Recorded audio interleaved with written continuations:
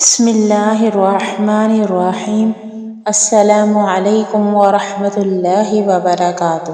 حضرت ابو ہریرہ رضی اللہ تعالیٰ عنہ بیان کرتے ہیں، رسول اللہ صلی اللہ علیہ وسلم نے فرمایا، کون ہے جو مجھ سے یہ کلمات سیکھے اور ان پر عمل کرے یا کسی ایسے شخص کو سکھائے جو ان پر عمل کرے؟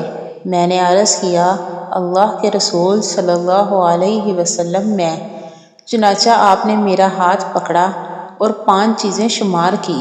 آپ صلی اللہ علیہ وسلم نے فرمایا، محرم اللہ کی حرام کردہ چیزوں سے بچ جاؤ، اس طرح تم سب لوگوں سے زیادہ عبادت گزار بن جاؤ گے۔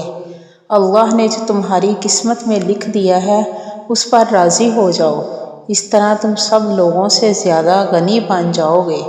اپنے پڑوسی سے اچھا سلوک کرو گے تو مومن بن جاؤ گے۔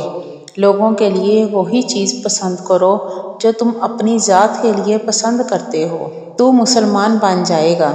زیادہ مت ہنسا کرو کیونکہ زیادہ ہنسنا دل کو مردہ کر دیتا ہے۔